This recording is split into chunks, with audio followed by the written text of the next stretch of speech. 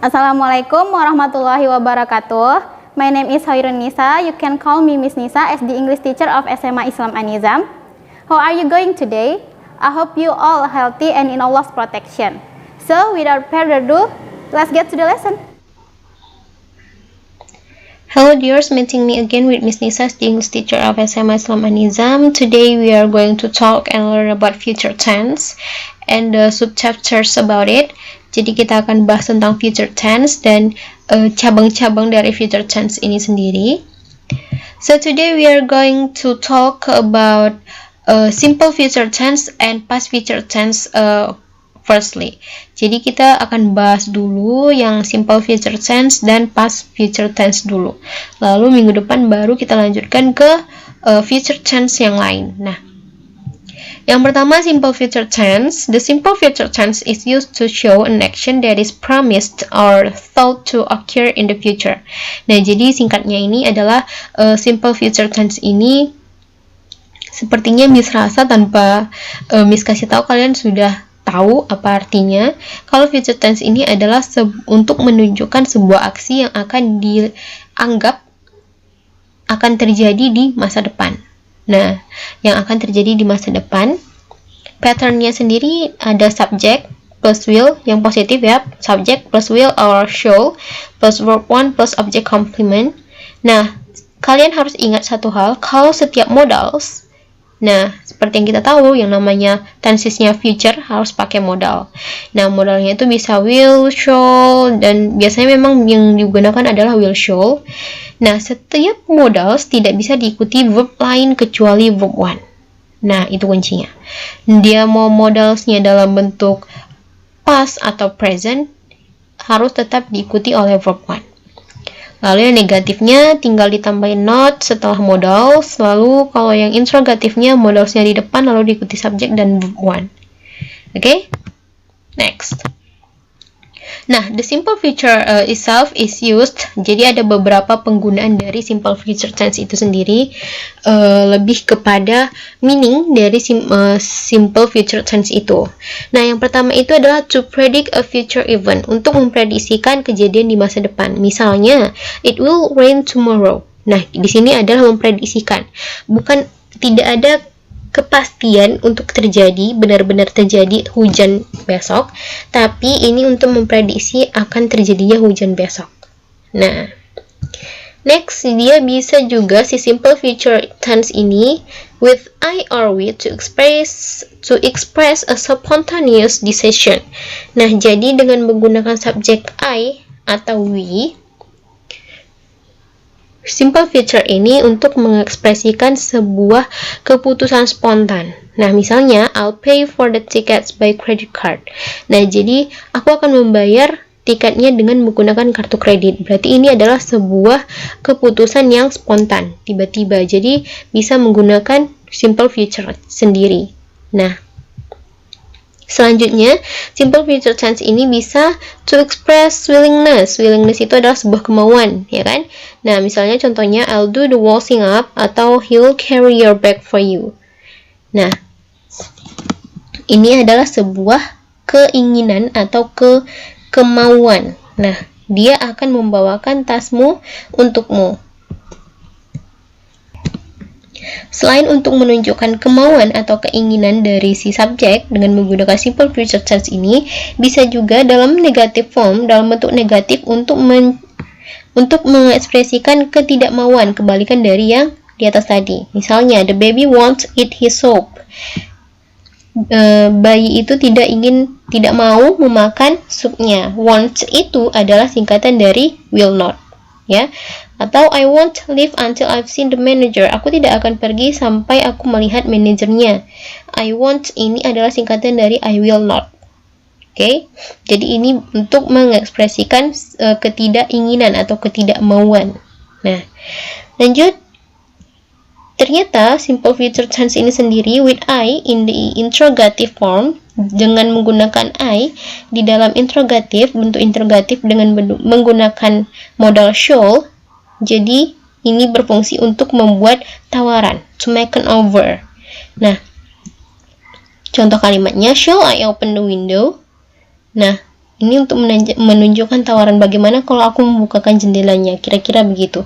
Haruskah aku membuka jendelanya? Nah, itu menawarkan untuk membuka jendelanya. Nah, itu meaningnya. Nah, meaning yang lain dengan menggunakan simple future tense itu, with we in the interrogative form using shall to make suggestion. Nah, dengan menggunakan subjek we dan menggunakan shall, menggunakan modal shall, jadi simple future ini bisa menunjukkan sebuah sebuah saran ya. Misalnya, shall we go to the cinema tonight?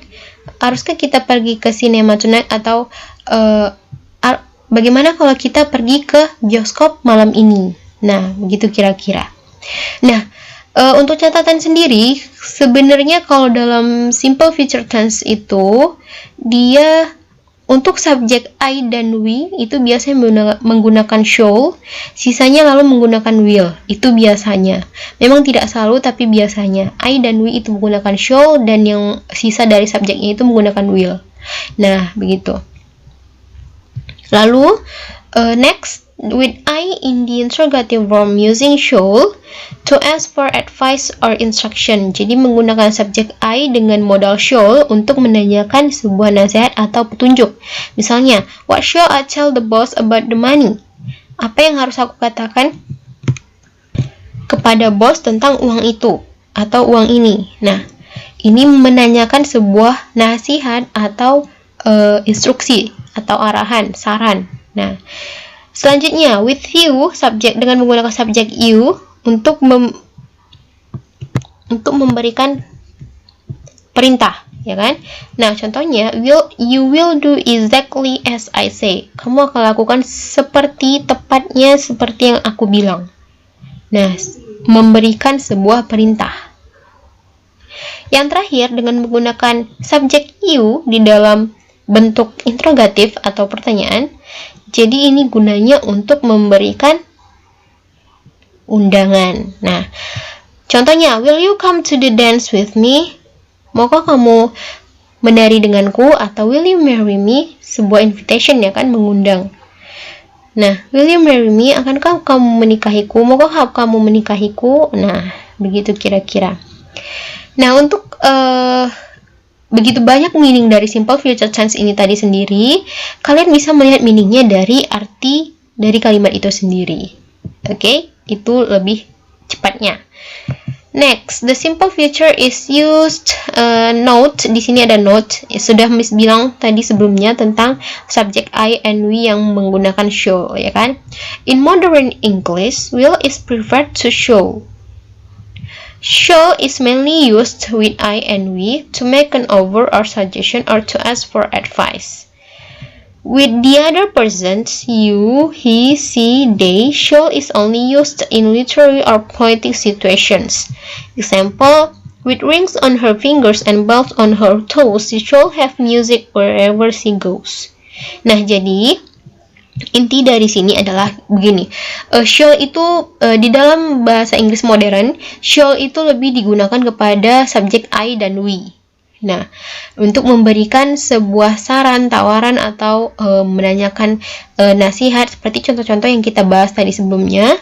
Nah, untuk subjek lain kecuali I dan we ini, seperti you, he, she, they, shall ini hanya digunakan di dalam sebuah situasi yang bersifat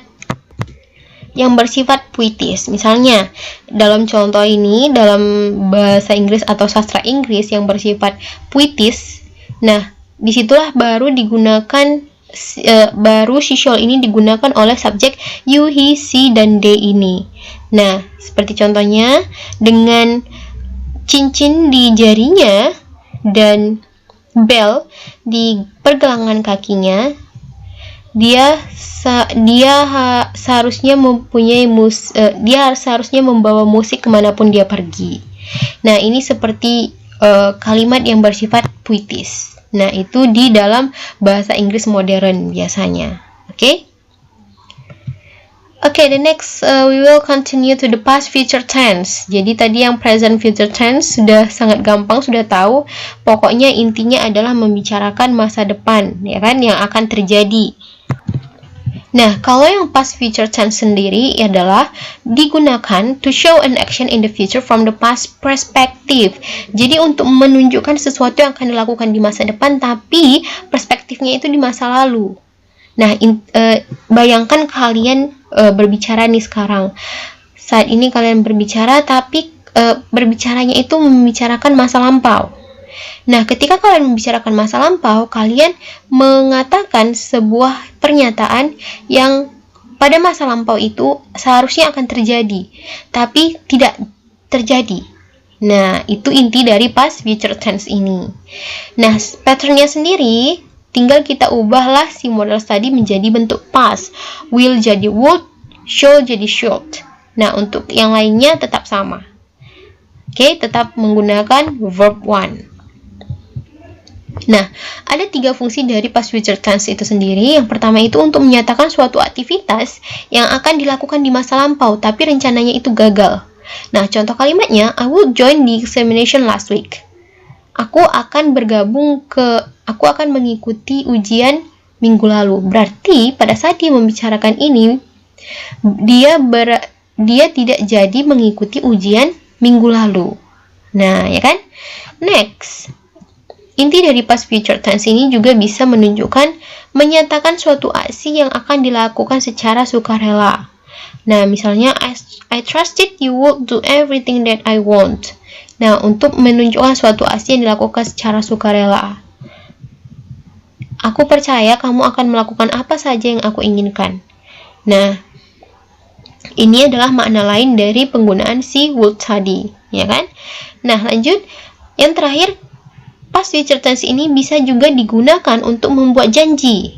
Nah, misalnya, you told me that you would pick me up in Surabaya. Berarti si subjek ini mau nagih janji kepada lawan bicaranya bahwa lawan bicaranya ini pernah berjanji untuk menjemputnya di Surabaya. Nah, begitu intinya. Intinya dari past future tense ini adalah sebuah kejadian yang akan terjadi di masa lampau tapi tidak terjadi. Nah, itu intinya. Oke? Okay, I think it's a kind of a brief explanation about future tense. There is simple future tense and past future tense. So I really expect that you understand this material. These 2 sub-chapters. Jadi ada 2 sub-chapter dari materi ini. Ada yang simple future tense dan ada yang past future tense. Jadi Miss harap kalian dapat mengerti. Miss sudah membuat penjelasan yang sangat singkat. Nah, jadi I really hope that you understand. But still, as usual, seperti biasanya, if you have any you don't understand, still ask me, okay? Don't be afraid or don't be shy to ask me. Or if you have any question relates to this material, please ask me. Okay? See you to the next video, dears. See you on the next video. Don't forget to like, comment, and share this video. SMA Islam An-Nizam, unggul, cerdas, Islami. Assalamualaikum warahmatullahi wabarakatuh.